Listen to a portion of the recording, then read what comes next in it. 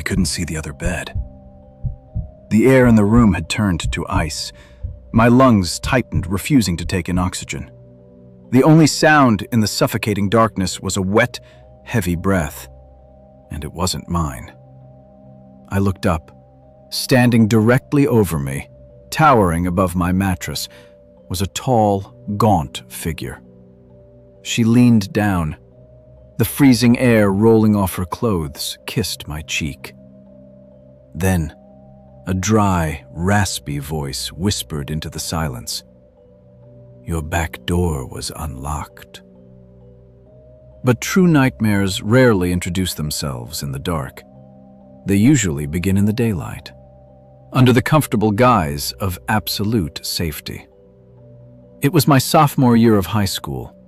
I lived in a wealthy New England district, the kind where the chorus department had enough funding to take an optional weekend field trip. Our destination was a massive woodland resort tucked deep into the mountains of Pennsylvania. We pulled into the parking lot in the late afternoon. It was November. The air was biting, and the 4 chaperones we brought along were already checked out, treating the weekend like their own personal vacation. They told us to check in with them for meals, and then completely left us to our own devices. I was rooming with my friend Elias. The sprawling complex was eerily dead.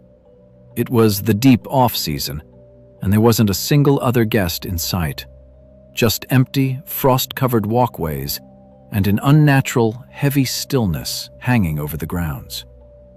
We grabbed our bags and walked down the long, carpeted hallway toward our ground-floor room. Elias fumbled with his bags, dropping his itinerary paper onto the floor. A tall, older woman with neatly pinned grayish hair stopped walking. She bent down, picked up the paper, and handed it back to Elias with a warm, maternal smile. "Here you go, sweetheart. It's easy to lose things around here. Enjoy your stay." We thanked her. She seemed like anyone's grandmother, polite, neatly dressed, and deeply comforting.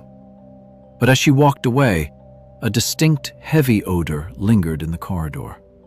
It smelled exactly like stagnant, muddy cellar water. We brushed it off and opened our door. The first day was entirely normal. Elias and I met up with 2 girls from the soprano section, Maya and Chloe. We spent hours rock climbing, racing go-karts, and hanging out by the indoor pool before grabbing dinner. Our room was situated on the ground level. The entire back wall was nothing but a massive sliding glass door looking down a sloping hill toward a dark, frozen lake. Around 10 o'clock that night, we were back in our room. We left the heavy blinds wide open. The moonlight was reflecting off the ice outside, casting a cool, pale glow across the carpet. We laid in our separate beds, staring at the ceiling, talking quietly and trying to settle in. Maybe an hour passed. Then, Elias made a sound. It wasn't a scream for attention. It was the guttural, involuntary sound of someone whose heart just stopped. I looked over.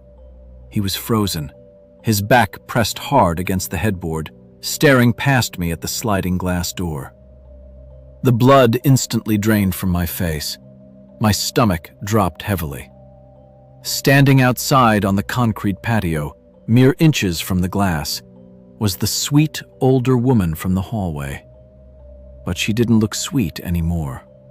Her hair was completely unpinned, hanging down in long, stringy gray curtains. Her gaunt fingers were cupped tightly against the glass, framing her face to block the glare of our room lights. She was staring dead into the room. Her eyes were impossibly wide, locked directly onto us. She stood completely motionless. Then, slowly, she lowered her hands, turned, and walked away into the shadows. I waited for Elias to move. He waited for me. When the adrenaline finally kicked in, we forced ourselves up, slid the door open, and stepped out onto the freezing concrete. Nothing. The cement walkway stretched in both directions, completely empty. The heavy frost covering the grass was perfectly undisturbed. There wasn't a single wet footprint anywhere. It was as if she had simply dissolved into the cold night air. The next day we told Maya and Chloe what happened. We didn't bother telling the chaperones. They were too busy relaxing by the lodge fireplaces to care about teenagers seeing shadows in the dark. We pushed through the day's activities, but a deep unease sat heavy in my chest. Night fell again. We returned to our room through the back sliding door. This time, I grabbed the heavy blackout curtains and dragged them completely shut. I pulled the lock on the heavy metal handle. It clicked into place, but the latch felt slightly loose. Stripped.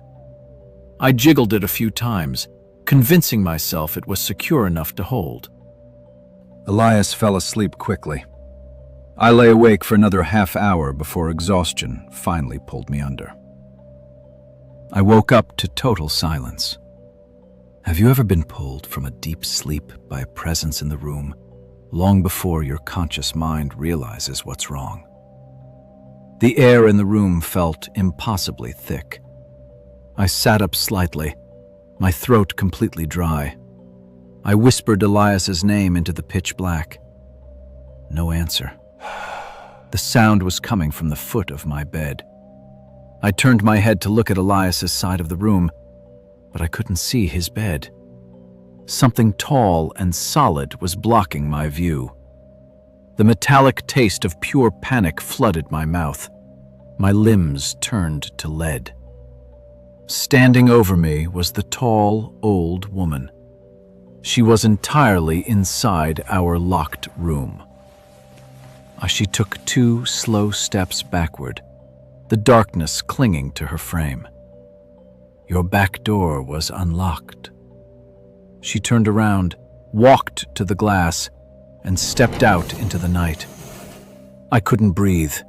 My hands were shaking so violently against the mattress that I could hear the springs vibrating beneath me.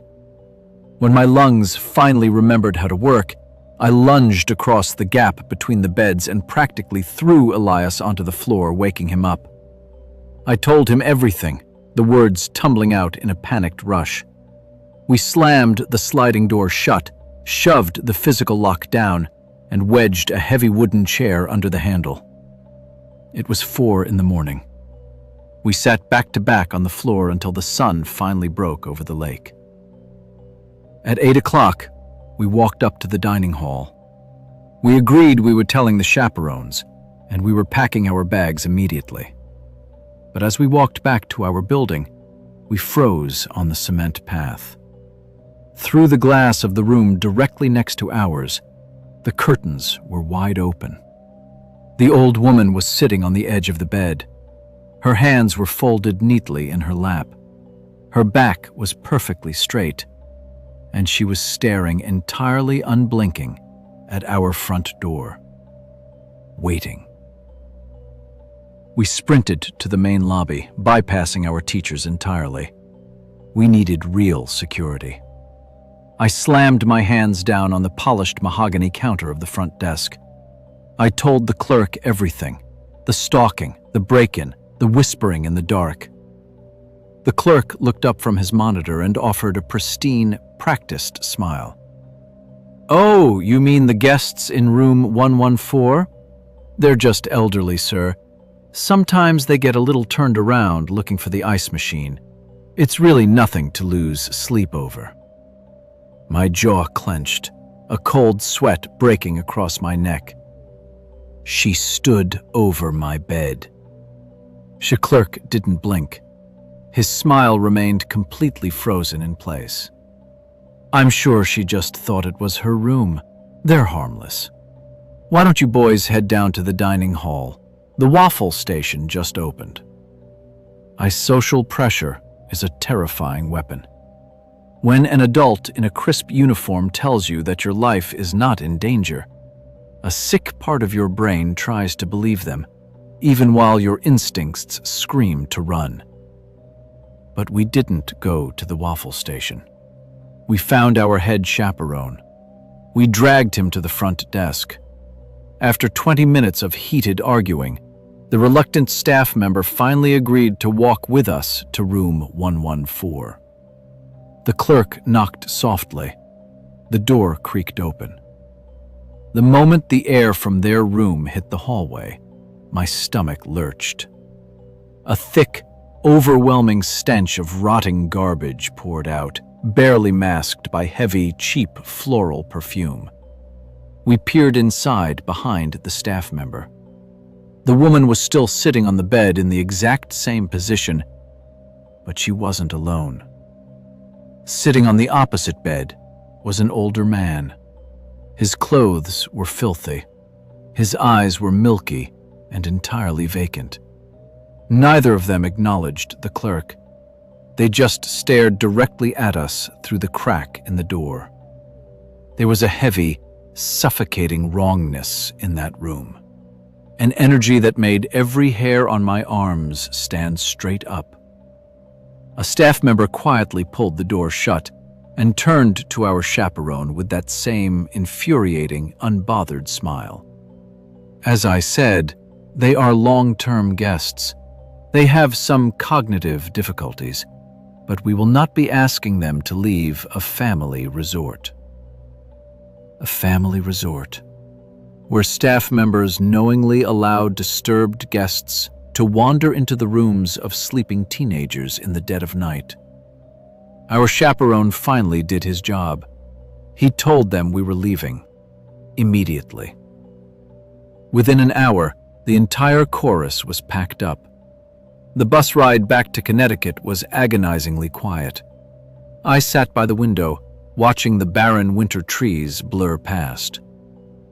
It wasn't just the image of her standing over my bed that kept playing in my mind.